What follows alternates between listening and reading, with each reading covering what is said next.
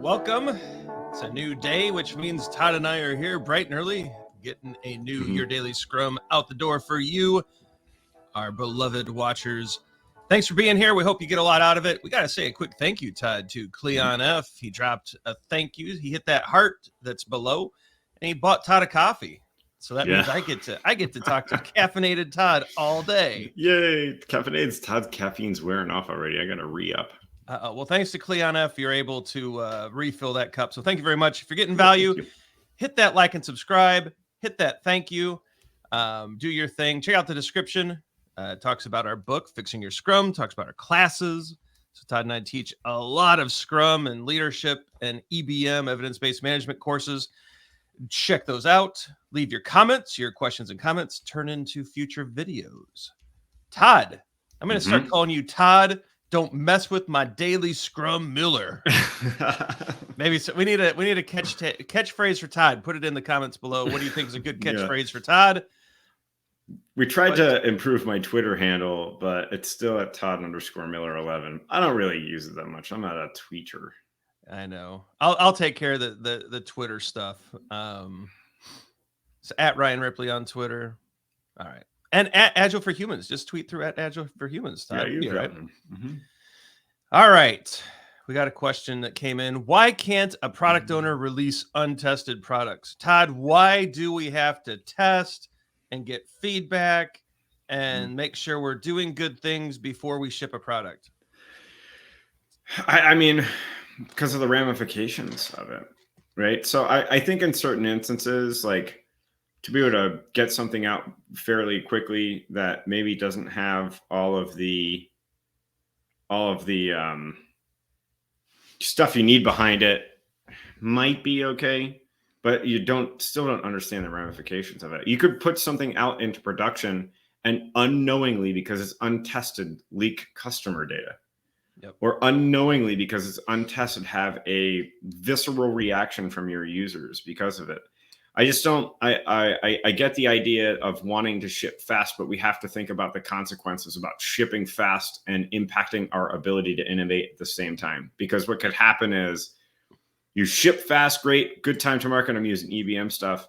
And then all of a sudden your ability to innovate just gets crushed because you are receiving a ton of bugs just dropping in. And that's all, now you're firefighting. So there's so many bad things that could happen that we just shouldn't do it.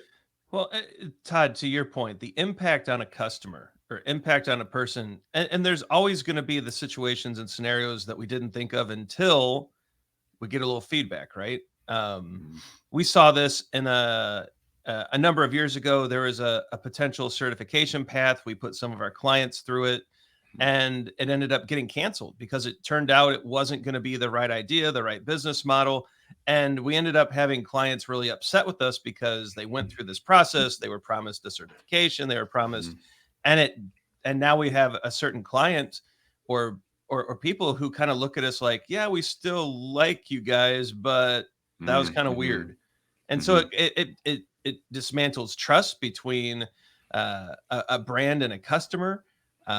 It could also just have a negative impact. Todd, what if we release a new process that we think is good, but it materially impacts people in a negative way, and it could impact the way they feed their families, the way they make their money, the way that they serve their client.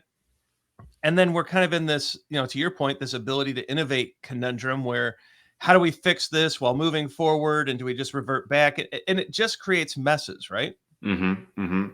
Yeah. I mean, you can end up really having expectation issues too, right? Like, so this new thing happens and all of a sudden I don't know what my expectations are. The messaging isn't clear. I don't really know where to go. I don't know what to do. I think we've all actually experienced this on our phones. Yep. You get an update for an app, and that app, the entire user interface is redesigned. You can't figure out how to do that one thing that you've done a million times, right? And so, yeah, that's the alarm clock. Right? Right? You brought it up. Up. Yeah, the Apple alarm clock. I mean, even something as simple as when they released Apple Maps, if you can remember that, like the inability to change your default map application to Google Maps, which is my preference, right? Yep. those kinds of things are just kind of like like maybe I should get an Android. Like I literally thought that, like, yeah, no, but those kinds of things can happen. Like, Oh yeah. and those are very minuscule examples to something that can actually drive your customer base away if you're not careful. Yep. And so these are product management decisions here. I think that there's a good reason to do A/B testing, to kind of micro test your customers if you can roll it out to a certain batch of customers in a very specific instance and get feedback and see what the reaction is. That way you can harness your messaging and talk about expectation setting prior to it going out. Because there could be major consequences. Now, Todd, we have a very savvy audience now. We're about to hit 11,000 really smart Scrum people. And so we better make sure we hit the academic answer too, right? That you cannot release untested work into the world because it's undone work. It does not meet the definition of done. It is untested. You cannot put that into your increment because you cannot lower the quality of your increment. So all of those great things, right? Undone work never goes live. Got to hit the definition of done. Just throwing that in there in case one of our savvy listeners or viewers, they say, hey, wait a minute. I know the answer to this one, and don't want to leave that out, and want to make sure that if you didn't realize that that's the underpinning to this discussion, that it's there as well. Don't do it. Yeah. Resist the urge. And there, Todd, it's so we've committed this sin. We've done this. We did it. We kind of did it with Community to Agile for Humans. We did. We kind of went, we went a little early, and now we've got to figure out, I think we have some restructuring issues. We're going to have to pay that debt at some point, right? Yeah. Yep. So yeah, don't do it. Resist the urge. Stay on the light side. Don't go to the dark side. It makes your face all weird, right? You don't want to look like the emperor. It's not good. All right. End screen time. Sure to like and subscribe. Check out Facebook, LinkedIn, and Twitter. Pretty active over there. That like and subscribe. Make sure that you never miss a video. Speaking of videos, 2 are going to pop up to playlists. One is our Scrum Framework course. It's free, and it can help you earn your PSM I certification. The other one is the EBM course that Todd and Will put together. Hey, that one's pretty good at getting you started with EBM and earning a certification as well.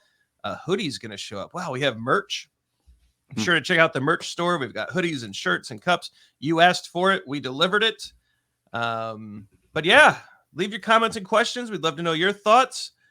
And I think we're going to leave it there. For Todd, I'm Ryan.